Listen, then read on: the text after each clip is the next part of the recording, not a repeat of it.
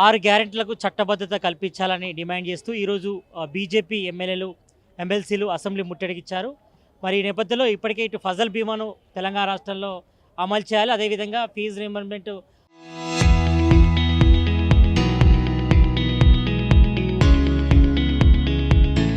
బకాయిలను కూడా వెంటనే రిలీజ్ చేయాలని కూడా బీజేపీ నేతలైతే మరి ఈరోజు పెద్ద ఎత్తున అసెంబ్లీ ముట్టడించారు. మరి ఇదే విషయంపై మనతో మాట్లాడేందుకు ST corporation chairman Bella Naik ఉన్నారు. వాళ్ళతో మాట్లాడదాం. అన్న, ఈరోజు బీజేపీ ఎమ్మెల్యేలు, ఎమ్మెల్సీలంతా కూడా మరి 6 గ్యారెంటీలకు చట్టబద్ధత కల్పించాలని కూడా ఒకవైపు డిమాండ్ చేస్తున్నారు. ఇదే విషయాన్ని కూడా బీఆర్ఎస్ నేతలు కూడా ప్రస్తావిస్తున్నారు. 6 గ్యారెంటీలకు చట్టబద్ధత కల్పించాలి, మరి ఈ అసెంబ్లీ సమావేశాల్లోనే ప్రైవేట్ బిల్లు పెడతామంటూ కూడా ఒకవైపు కేటీఆర్ అంటుండు, మరోవైపు బీజేపీ నేతలు కూడా సపోర్ట్ చేస్తున్న పరిస్థితి. దీనిపై ఏం చెప్తారు?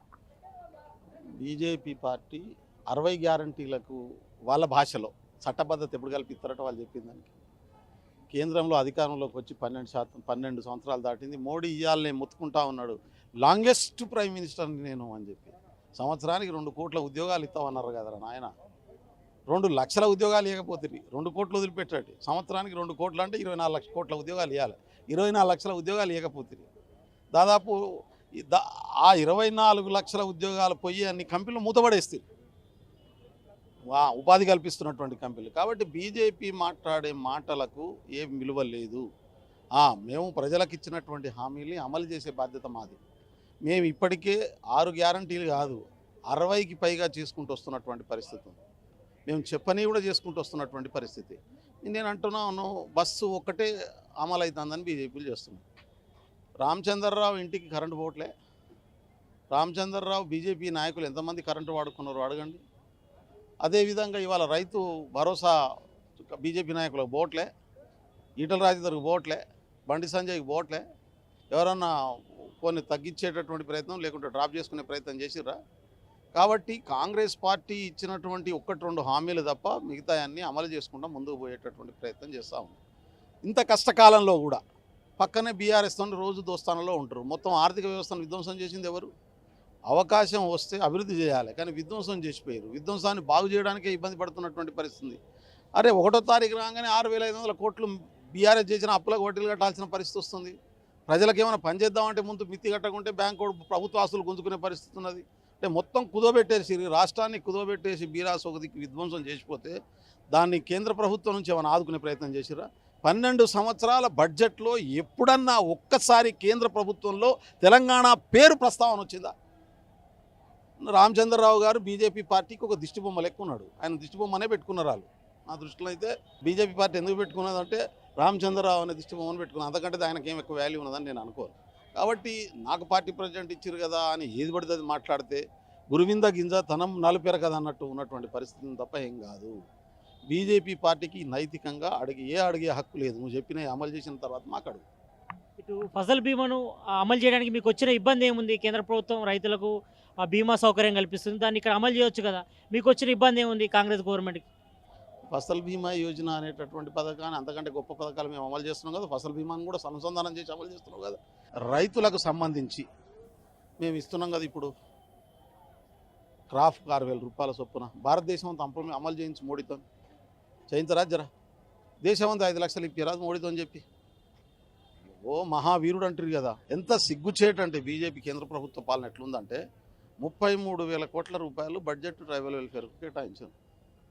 మంత్రి నాకు కలిస్తే సమ్మక్క సారక్క గాడికి వచ్చాడు ట్రైబల్ మినిస్టర్. మా వాళ్ళు కలిసి రిప్రజెంటేషన్. అంతకుముందు నేను ఢిల్లీలో 2 సార్లు కలిసాను. 1000 కోట్లు అంటే ఇస్తా అన్నాడు. నేనే, ఇంకెవరో కాదు. ఆర్టికల్ 275 ప్రకారం 1000 కోట్లకు సంబంధించిన ప్రపోజలు గౌరవ ముఖ్యమంత్రి గారికి, గౌరవ ట్రైబల్ మినిస్టర్ గారి దృష్టికి పెట్టి నేనే తీసుకుపోయి ఇచ్చిన ఫైల్ ప్రపోజల్స్. ఆర్టికల్ 275 ప్రకారం ప్రతి సంవత్సరం 500, 400, 100 ఎన్నో కొన్ని వస్తాయి. ఈ 12 సంవత్సరాల్లో ఒక పైసా ఇస్తలేరు వాళ్ళు. చివరికి మా సెక్రటరీ మీటింగ్ పెడితే వాళ్ళ సెక్రటరీ, సెంట్రల్ గవర్నమెంట్ సెక్రటరీ అంటారు 1000 కోట్లు అడిగితే 4 కోట్లు ఇస్తామని చెప్తారు. ఇది వీళ్ళ పాలన. మరి ఏందమ్మా, మరి ఆ లేడీ ఉంది, ఏందమ్మా మరి 1000 కోట్లు ఇస్తా అని మంత్రి గారు చెప్తున్నారు కదా అంటే పూరా పేపర్ కా ఉప్పర్ కుచ్ నహీ అంటారు. అంటే వీళ్ళ కథ అది. అంత పేపర్ మీదనే ఉంది, 1 రూపాయి లేదు.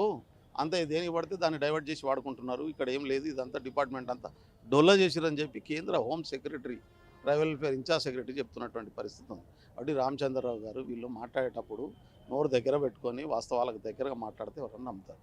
వైఎస్ రాజశేఖర రెడ్డి హయాంలో ఫీజు రింబర్స్మెంట్ పథకాన్ని తీసుకొచ్చిండు. కానీ ఇప్పటి వరకు ఫీజు రింబర్స్మెంట్ బకాయిలు కూడా పేరుకుపోయినాయి. ఇప్పటికే ఇటు విద్యార్థులంతా కూడా ఇబ్బంది పడుతున్న పరిస్థితి. ఫీజు రింబర్స్మెంట్ బకాయిలు ఎప్పుడు రిలీజ్ చేస్తారంటూ కూడా ఆ విద్యా సంఘాల నాయకులు అడుగుతున్నారు. దీనిపై అది ఇప్పుడు ఫీజులకు సంబంధించి ఆర్థిక పరమైనటువంటి అంశాల సంక్షోభం ఉన్నది. ఆర్థిక పరమైనటువంటి అంశాలు గత ప్రభుత్వం రిటైర్మెంట్ ఉద్యోగులకు రావాల్సిన బెనిఫిట్ను ఇవ్వాల్సి వస్తుందని చెప్పి రిటైర్మెంట్ ఏజ్ను పెంచేసి ఆ రిటైర్మెంట్ అంతా 2 సంవత్సరాలు ఆగిపోయి ఈ ప్రభుత్వం మీద పడేటట్టు చేసిపోయింది. దాదాపు 3 నుంచి 4 వేల కోట్ల రూపాయల ఫీజు రియంబర్స్మెంట్ను ఇవ్వాల్సిన పైసలు ఇవ్వకుండా పడేసిపోయింది. విత్సల విడిగా శాంక్షన్ ఆర్డర్స్ ఇచ్చేసి పరిశ్రమలు ఒక దిక్కు, హాస్టల్లో ఒక దిక్కు, కాలేజీలో ఒక దిక్కు కాగితాలు ఇచ్చేసి వెళ్ళిపోయింది. మేమంతా చేస్తున్నాం అని. ఎక్కడ ల్యాండ్ లేదు, కాలేజీలు లేవు, వాళ్ళకి హాస్టల్ ఫెసిలిటీస్ లేవు, బాత్రూమ్లు లేవు, అకామిడేషన్ లేదు. ఈ ఫెసిలిటీస్ అన్నీ కూడా ఈ ప్రభుత్వం ఇప్పుడు కల్పిస్తున్నటువంటి పరిస్థితి ఒకవైపు ఉన్నది. ఫీజు రియంబర్స్మెంట్ కూడా ఫస్ట్ ఫేజు, సెకండ్ ఫేజు అదే చిన్న కాలేజీలకు రిలీజ్ చేసుకుంటూ స్టెప్ బై స్టెప్ వస్తున్నాం. ఒకటేసారి పాత బకాయిలన్నీ కూడా ఒక్కొక్కటి క్లియర్ చేసుకుంటూ వస్తున్నటువంటి పరిస్థితి ఉంది. విద్యార్థుల ఫీజు రియంబర్స్మెంట్ ప్రభుత్వం గ్యారంటీ తీసుకున్నది. కాలేజీలకు కూడా సర్టిఫికెట్లు ఆపడానికి వీల్లేదనేటటువంటి మాటను స్వయాన ముఖ్యమంత్రి గారు చాలాసార్లు చెప్పారు. ఈ ప్రభుత్వం విద్యను ఆపకుండా అసలు పథకాన్ని ప్రవేశపెట్టిందే మీరు కాదు కదా. ప్రవేశపెట్టినప్పుడు దాని బాధ్యతగా అమలు చేసే బాధ్యత కూడా మాదే కదా. మీరు దాన్ని మధ్యన ఎత్తేసి పని చేసిరు కదా, బలహీనపరిచే పని చేసిరు కదా. మీకేం మాట్లాడే నైతిక హక్కు ఉన్నది?